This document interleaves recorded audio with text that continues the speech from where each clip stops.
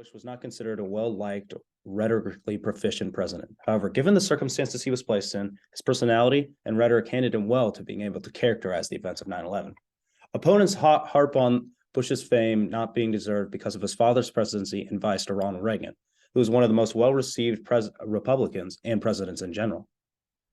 Growing up in Houston, Texas, Bush had a Southern twang or tone that was stereotyped as being unintelligent. However, he was a grad from Yale. Prior to attending college, Bush served in the Texas Air National Guard. Thus, he became a proponent for showing strength through the military and strong action.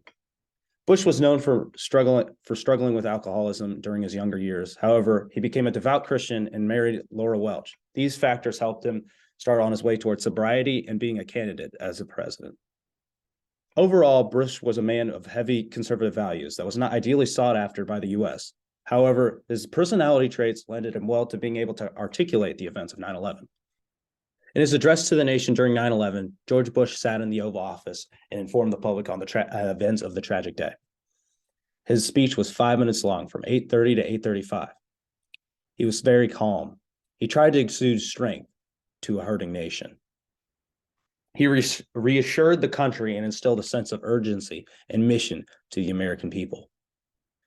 In a normal circumstance, this may not have been very effective. However, given the tremendous fear and search of hope, his epidictic rhetoric was able to create jingoism by blaming an undefinable evil and giving praise to the American people. In my paper, I use close textual analysis to explain my research question. How did George Bush characterize what happened during 9/11, and how did he construct his ethos through his speech?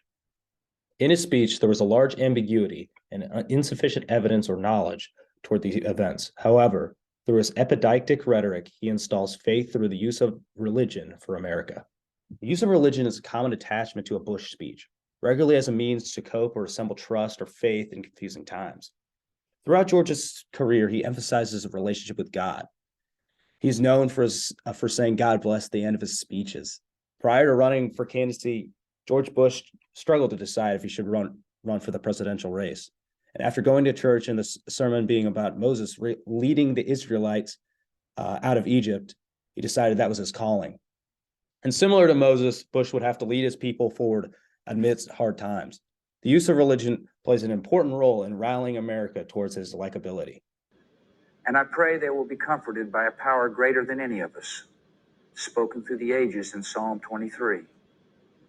Even though I walk through the valley of the shadow of death, I fear no evil, for you are with me. This is a day when all Americans from every walk of life unite in our resolve for justice and peace. In a time of grieving, when many people are praying to God for safety of their loved ones, Bush agrees, claiming we should not be fearful because America has the higher power on their side. Bush's sentiment towards the citizens is to have faith in the higher power, also to have faith in higher powers such as himself and the government and their ability to keep everyone safe. Bush is able to be effective in calming the nation through the use of religion. However, prior to 9/11, George W. Bush struggled to capture the mind of the religious folk. Bush had been in office for almost 9 months, and he was in the early stages of his presidencies and should have had the largest weight to his word. Yet he lacked popularity. George won the election by a hair due to the Electoral College, losing the popular vote to Al Gore. During George Bush's campaign, he had a costly mistake that was swept under the rug for years that got revealed. He had a DUI.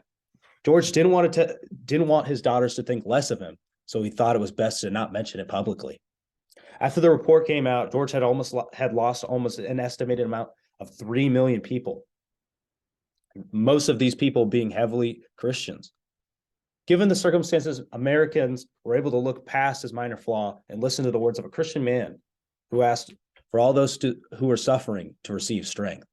Bush's rhetoric requests faith not only to God, but himself into their best ability to protect their freedoms. America was targeted for attack because we're the brightest beacon for freedom and opportunity in the world. And no one will keep that light from shining. Today, our nation saw evil, the very worst of human nature. Bush shows that America is being targeted because of our set of beliefs, meaning that this affects all those who consider themselves Americans. America is identifiably different in the way its citizens live life in comparison to their opponents. Bush makes a Puritan reference to a city on a hill, originating from Jesus' Sermon on a Mount, where crafted by Puritans trying to prove that a new life was possible in America by stating that they would be a beacon of hope for the rest of the world. Bush states that the absolute largest opportunity of freedom is in America. Thus, because America is being attacked, shows that there is an attack against freedom as a whole, affecting all those who wish to be able to think, believe, and worship freely. According to Bush, Al-Qaeda, or the evil or darkness, is unhappy with how the world practices their non-Islamic values and believes America is the embodiment of such disobedience. Ultimately, I thought George W. Bush's address was effective in its mission to ally yet calm Americans, and unintentionally boosted his ethos in the process. Bush saw his job approval rating rise by 35 percentage points in the span of 3 weeks, which is almost unheard of. In late September 2001, 86% of adults, including nearly all Republicans and a sizable majority of Democrats, at 78% approved of the way Bush was handling his job as president. The ability for U.S. citizens to have such jingoism and faith in their country can only be attained by the nature of the tragic circumstance and the characterization that George W. Bush rhetorically crafts post 9/11. In fear of weapons of mass destruction, U.S. citizens support the war on Iraq, which was proposed by George W. Bush in 2001 and held grasp of America's military decision-making until 2011.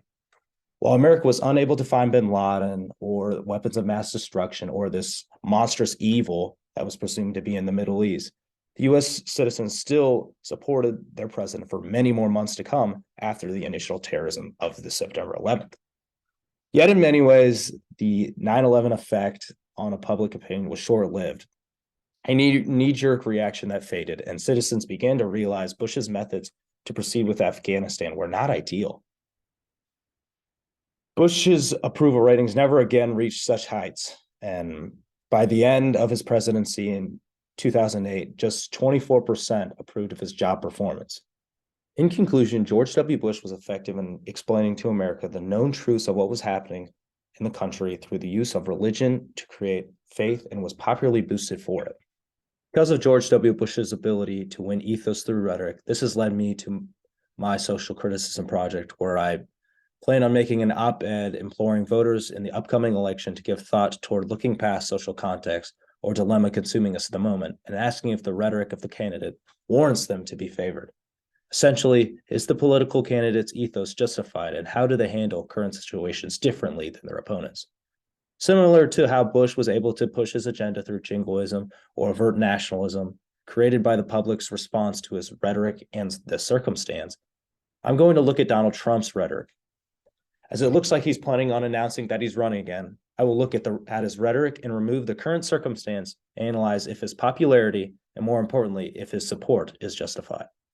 This concludes my academic criticism of George W. Bush's rhetoric in his address to the nation during 9/11.